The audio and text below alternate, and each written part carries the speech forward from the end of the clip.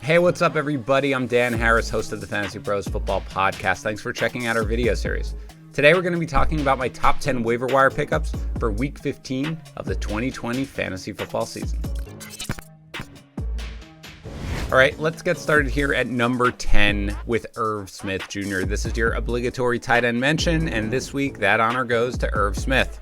Now, this assumes that you're desperate at tight end and that Kyle Rudolph is going to miss another game. Smith actually didn't even see a jump in snaps against the Bucs as they opted to play Tyler Conklin more, but he did catch all 4 of his targets for 63 yards and a score. The Bears allow a ton of points to tight end, so if you're in an absolute pinch, Smith can be deployed in the favorable matchup. At number 9, it's the underappreciated Gabriel Davis. Davis has a touchdown in each of his last 3 games. Not coincidentally, John Brown has missed each of those games after being placed on injured reserve with a high ankle sprain.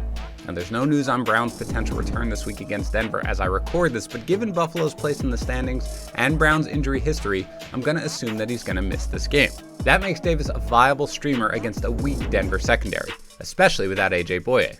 Josh Allen's going to throw plenty, and Davis is likely to be one of the beneficiaries yet again.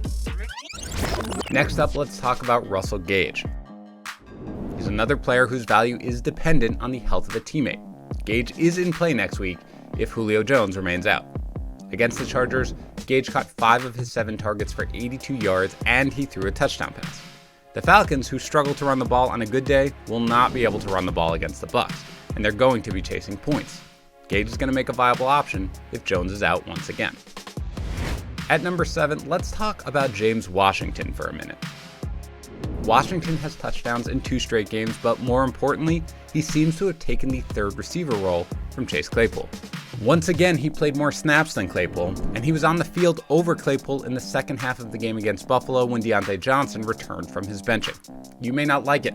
You may not support it. Your feelings are irrelevant. Washington is pretty much the 3rd receiver now in Pittsburgh, a team that is about to put up some major points against the Bengals.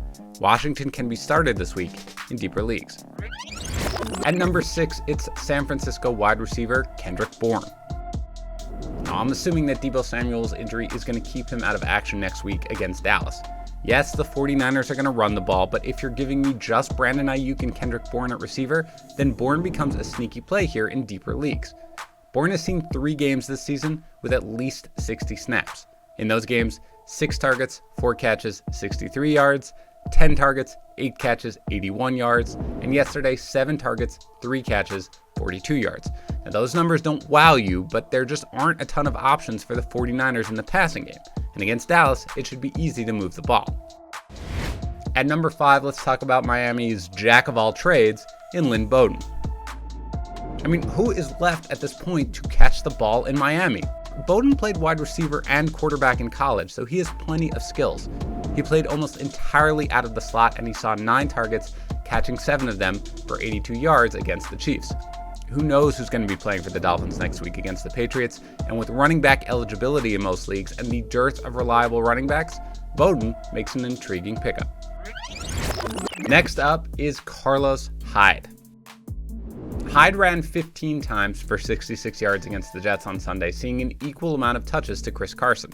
The 2 backs mostly split snaps, and not all of Hyde's production came in garbage time. He was in for most of the first half. Now, Carson is the back to roster, and it's a pretty bad matchup against Washington anyway. But if Hyde is going to see 15 touches on a team that likes to run the ball, he is worth a pickup, particularly because he also offers value as a handcuff, even if it's just for 1 more week. Next on the list is Jeff Wilson.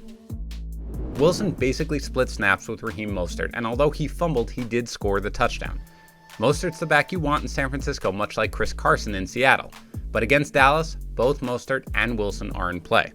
Legitimately, any running back who will see double-digit touches against the Cowboys is a viable fantasy option, and both Mostert and Wilson should.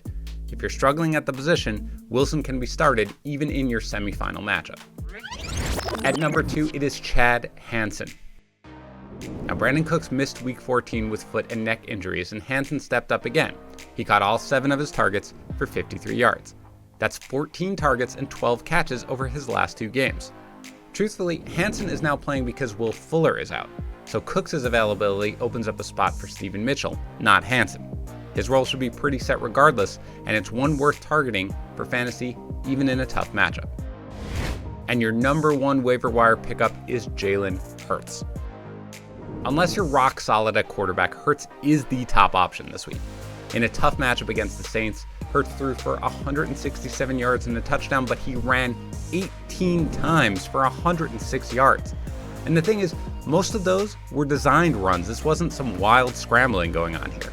The Eagles knew what they needed to do to put Hurts in a position to succeed, and they did. If he can survive against the Saints, then he can do even better against Arizona, and he's probably going to be a borderline top 12 option in Week 15. That's worth a pickup, unless you and all remaining teams in your league are set at QB.